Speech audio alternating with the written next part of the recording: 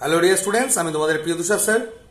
Students, আজকে আমি আলোচনা করব এই আগামী যে সকল পুলিশ কনস্টেবল, কেপি কনস্টেবলের পরীক্ষা হতে চলেছে সেটা নিয়ে। বিগত বছরে যখন আমি ডাব্লিউবি কনস্টেবলের তো পরীক্ষা কোনোদিন দিইনি, কিন্তু এসআইয়ের যে দুবার পরীক্ষা হয়েছিল তো দুবারই আমি পাস করেছিলাম।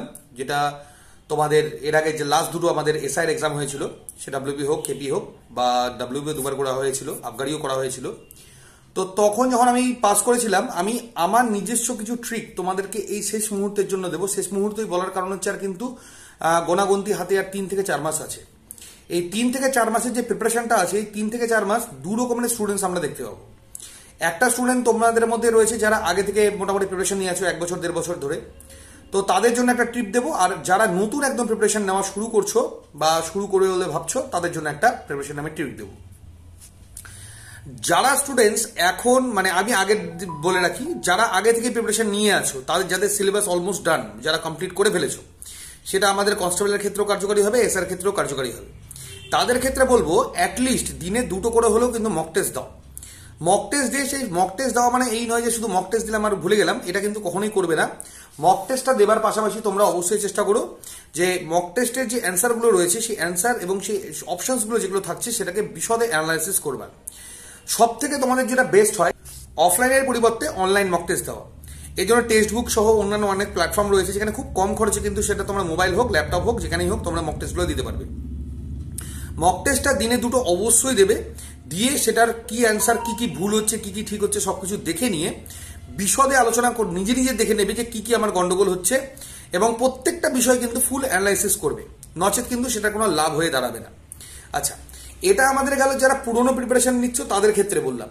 আর যারা নতুন আছো তাদের ক্ষেত্রে বলবো, এই মুহূর্তে কিন্তু মক টেস্ট তোমরা দেবে না। এই মুহূর্তে মক টেস্ট দিলেও দিতে পারো সপ্তাহে 1টা বা সপ্তাহে 2টো, এর বেশি না।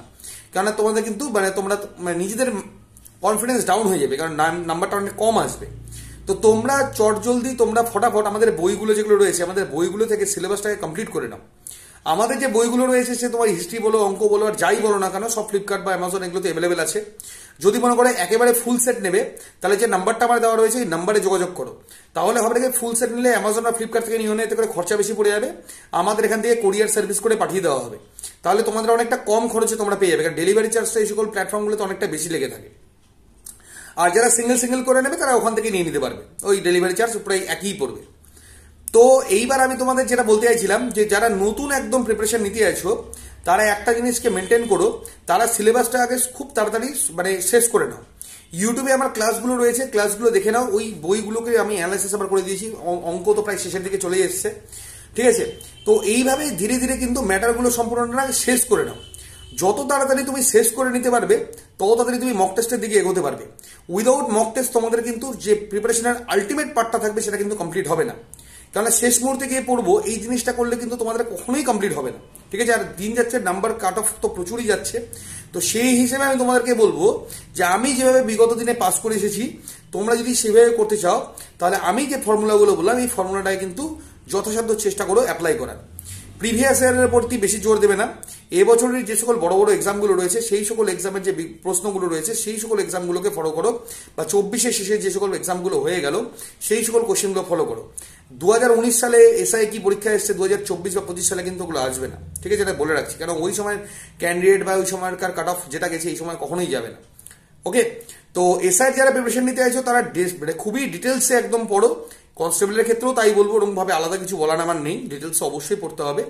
ডিটেলসে অন্তত 1বার থেকে 2বার কমপ্লিট করে নিয়ে যে সকল আমাদের বইয়ের মধ্যে কোশ্চেন্সগুলো রয়েছে, সেই কোশ্চেন্সগুলোকে খুব ভালো করে ফলো করো। আর এদিক থেকে মক টেস্টগুলো রেগুলার দিতে থাকো। মক টেস্ট শুধু দিয়ে উঠে গেলে কিন্তু মক টেস্টের কোনো লাভ থাকবে না। আবারও বলে দিচ্ছি, তোমাদের কিন্তু মক টেস্ট দেওয়ার পর ওটাকে কিন্তু ফুল অ্যানালাইসিস করতে হবে, যে কি কোশ্চেন এসছে, ওই রিলেটেড আর কি কি প্রশ্ন হতে পারে।